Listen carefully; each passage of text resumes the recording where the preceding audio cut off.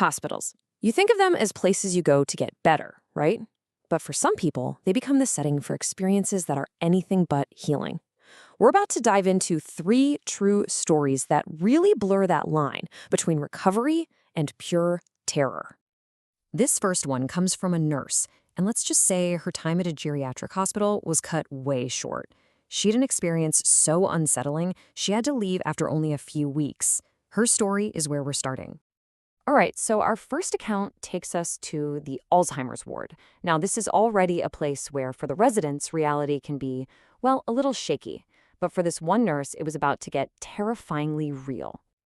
Picture this. The nurse is pulling a graveyard shift. She's running on fumes, what she literally calls negative hours of sleep.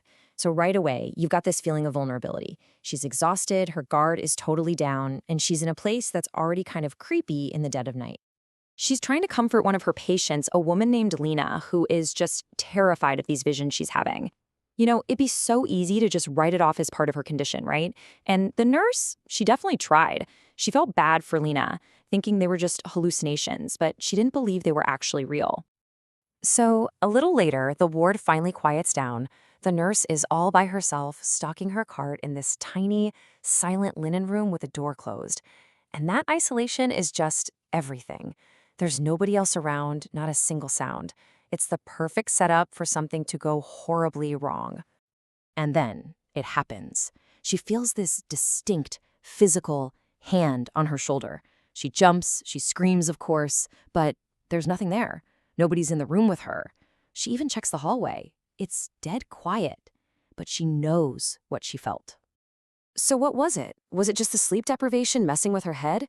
You know, a phantom touch brought on by Lena's constant warnings? Or was there something else in that room with her? She tries to just shake it off and get back to work, but when she turns to leave, her worst fear comes true.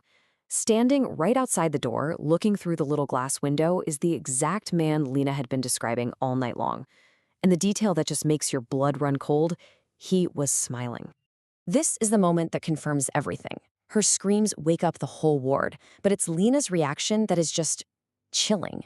When the nurse asks her about the smiling man, all of Lena's confusion just vanishes. She looks at her with total focus and asks that one question: how did you know? And just like that, the nurse knows.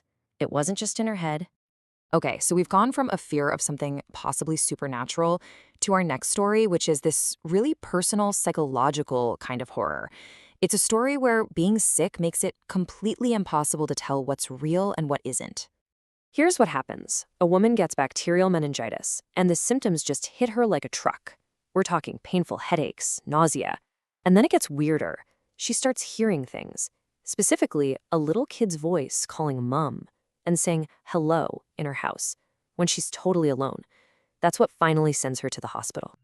So while she's in the hospital, completely doped up on meds, she has this incredibly vivid dream. Her abusive ex-husband, a guy named David, is just standing there over her bed, making these really direct, really violent threats against her new husband.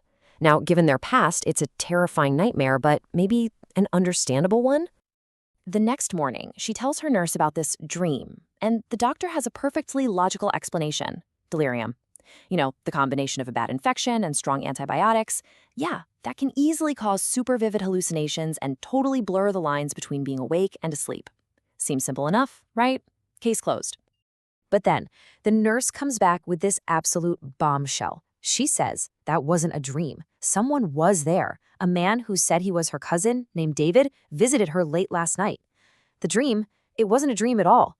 Her ex-husband was actually in her hospital room. So what's the truth? She texts him, confronts him about it. He admits he was there, but he completely denies making any threats. He even uses her illness against her, saying she must have heard things in her sleep. So was he telling the truth? Did her delirious mind just fill in the terrifying parts? Or was he a real physical threat, now gaslighting her to cover his tracks? The worst part is, she was left never knowing for sure. Okay, for our last story, we're leaving all that ambiguity behind for a very clear, very present danger.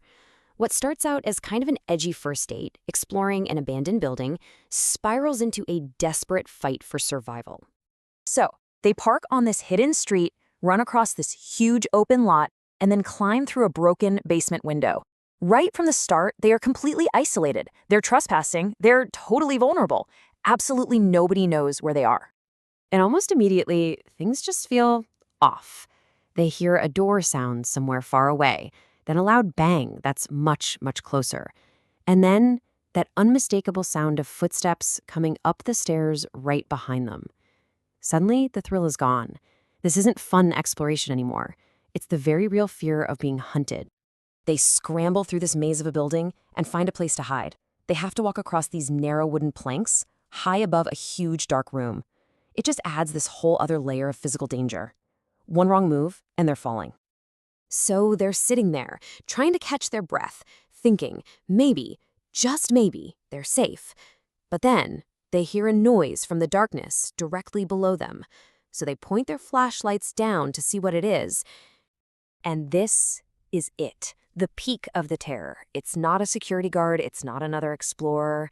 It's a man standing right beneath them, looking straight up, with this creepy smile.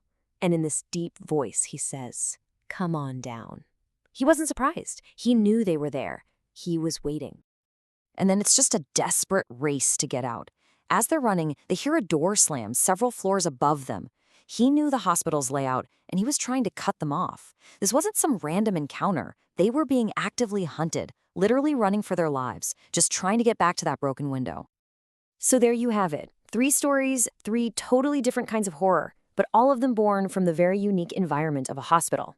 One feels supernatural, one is deeply psychological, and one is just a terrifyingly real predator. It all kind of leads to one final thought.